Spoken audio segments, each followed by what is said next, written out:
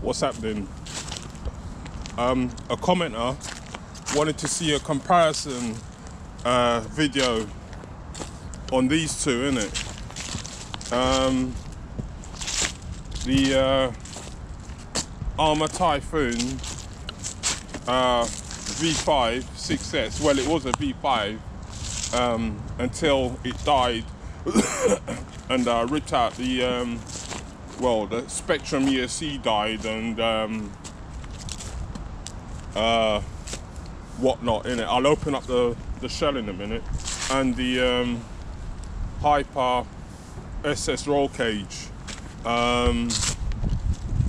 Arrma Typhoon, as everyone knows, is a 6S buggy, and the Haboa SS roll cage, it's actually a truggy, in it. You know what I mean? Not a lot of videos out there on this truggy. Alright, it's a few years old, but still, you know what I mean?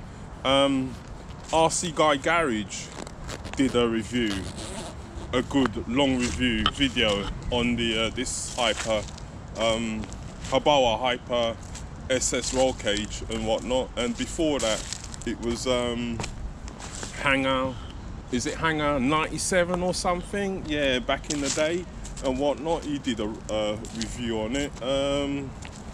Yeah. Let me just take the. Yeah, as you can see, one's a truggy, one's a buggy, you know what I mean? Don't really know what else to say. They both run 6S. Yeah, I've actually got hub extenders on the Typhoon to make it a bit wider, innit? Hex extenders on all four corners to make it a bit wider. But yeah, as in a previous vid, this Typhoon died, innit?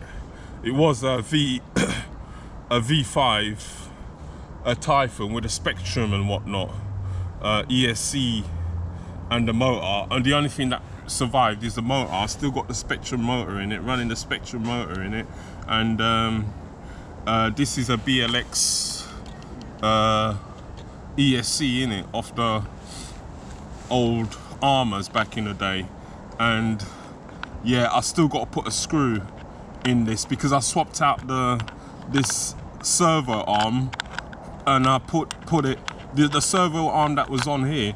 I swapped it out and I put it on my Savage XL because, as I said, it's got the two adjustments in it, side adjustment screws on the side where you can adjust it if it backs out. But this servo is exposed, so you can have this horn on this car, you know what I mean? And if anything, if the screws back out, you can just tighten it up in it, you know what I mean? Whereas on the Savage, the servo's all exposed, so you couldn't do that. So I swapped it out. Yeah. All I got to do is maybe center the servo again in it, as I took out the horn, and I need a screw in it to secure it and whatnot. But yeah. What else? Both running stock gearing still. Whatever pinions in the Arrma Typhoon, that's what's running. And no, actually, this Haboa, I bought it as a roller. Yeah. Anyway, let's talk about prices. Maybe that's a comparison because of the sizes of the car. The Haboa, I bought it as a roller, maybe about over a year ago for, well, on Motorsport UK. I had a quick look on there. It's in stock and it was for $285 as a roller with no electronics and whatnot. You got to put your own electronics and shit in it. I've actually got the Haboa MT2 electronics in it, the ESC and the motor. Yeah, and I've actually also made up a box, a receiver box, because as far as I can remember, I think the receiver's all exposed in it. So I kind of actually made up a box to just protect the receiver. Got my own aftermarket horn on there, and their server on there, you know what I mean, waterproof server. But yeah, well, yeah, as I said, in motorsport it's 285, so I probably did pay about that. But you know, prices on RCs are going up now, innit, you know what I mean. I didn't pay no 300 for it. It's about 200 and something pounds. It could have been 285, 265 or whatever, you know what I mean. Whereas, yeah, and plus it's a 6S for a 6S truck, innit. I just mainly run it on 6S, no problems of running it on 6S, no gear issues. I mean, diffs and shit like that.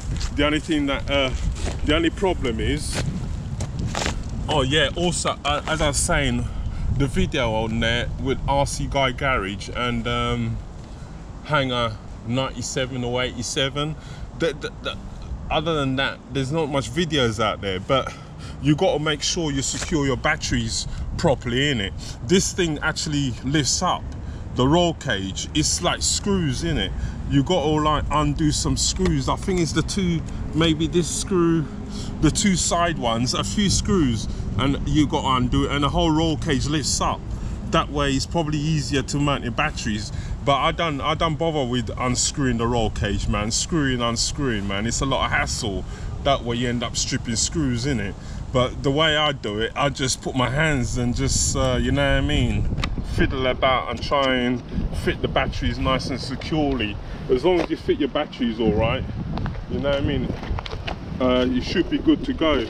Because as the other day, I think it was Sunday, I bashed it up by the pit, past the pit, and the batteries come loose in it.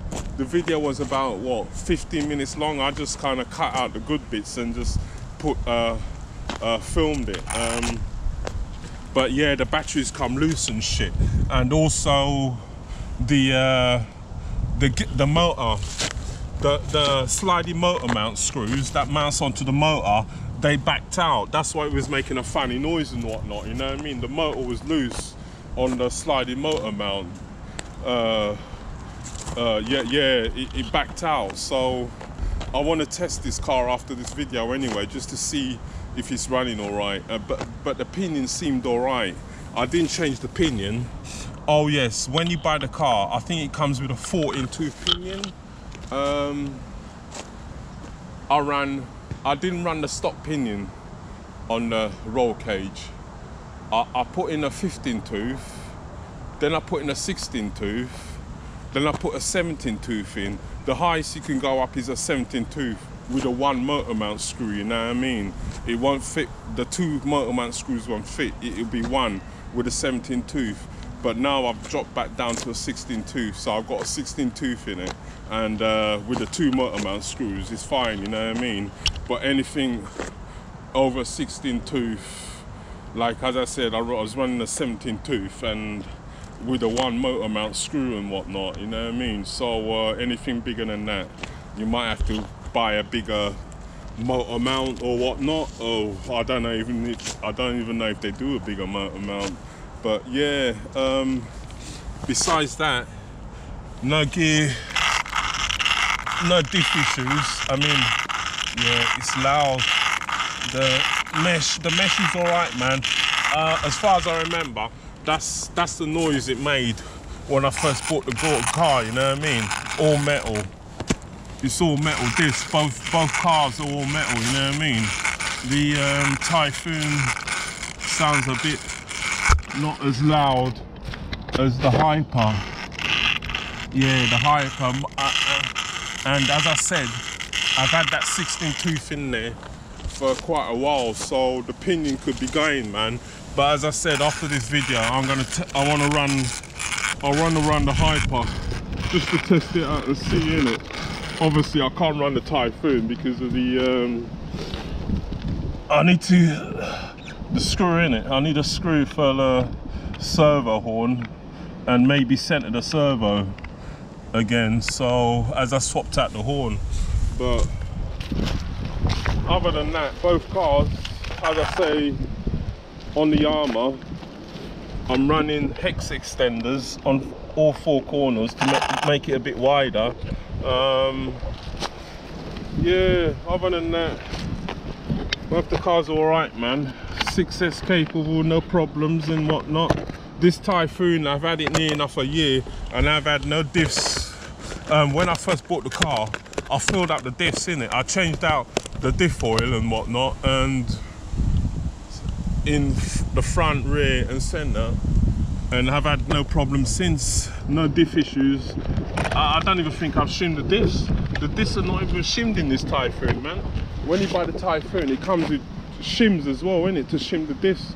I've still got the shims in the packet, so not really no need to shim the diffs at the moment. So, and I've been running this car hard as well, the Typhoon.